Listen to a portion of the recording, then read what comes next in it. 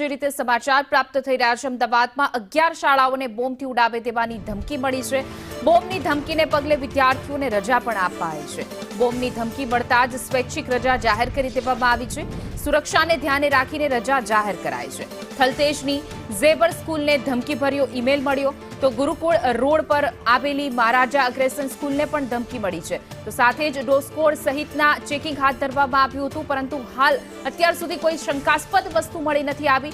10 થી વધારે સ્કૂલને ધમકીનો ઈમેલ મળ્યો હતો। ત્યારબાદ પોલીસ એલર્ટ મોડમાં ડોગ સ્કોડ અને બોમ્બ સ્કોડ દ્વારા તપાસ આદરવામાં આવી હતી।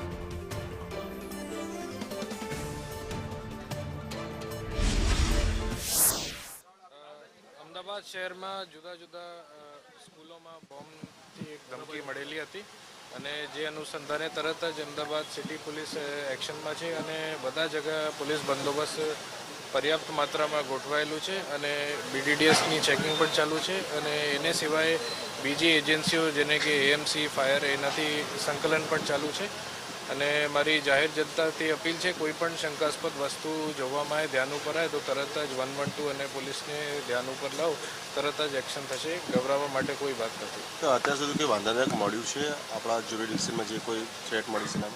અત્યારે બધા જગ્યા વેરિફિકેશન ચાલુ છે અને કોઈ પણ વસ્તુ શંકાસ્પદ અત્યાર સુધી મળેલ નથી।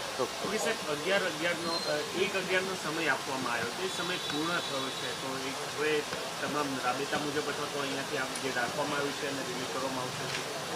બંદોબસ્ત અત્યારે ચાલુ છે અને જ્યાર સુધી પૂર્ણતઃ આપણા વેરિફિકેશન ના થઈ જાય કે જે જગ્યા સેફ છે એના સુધી ત્યાં પોલીસ બંદોબસ્ત રહેશે।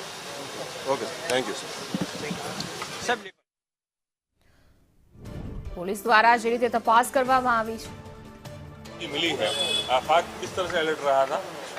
तो जैसे ही जब हमें फायर कंट्रोल रूम को मैसेज मिला कि जायडेस स्कूल और अदर स्कूल्स के पास जो धमकी भरे एक मेल आए हैं और इमीडिएटली पुलिस विभाग के साथ मिल करके वहाँ पे रिस्पांस किया गया। जो हमारे फायर व्हीकल्स हैं जिसमें इमरजेंसी व्हीकल्स खास करें तो ये डिप्लॉयमेंट किया गया। जैसे आप यहाँ पे देख पाएंगे कि तकरीबन मेरे पास 4 व्हीकल्स यहाँ पे डिप्लॉय हैं, जिसमें एक इमरजेंसी टेंडर है, वाटर बाउजर्स हैं और फायर के संसाधन हैं।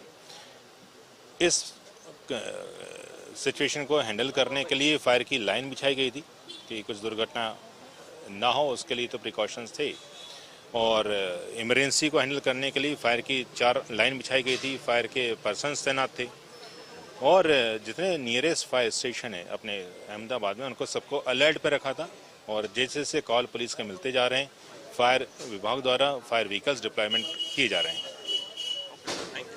Thank you. તો હાલ કોઈ શંકાસ્પદ વસ્તુ નથી મળી આવી, પરંતુ સુરક્ષાના ભાગરૂપે તમામ જે શાળાઓમાં બોમ્બથી ઉડાવી દેવાની ધમકી મળી હતી તેમાં તપાસ હાથ ધરવામાં આવી છે।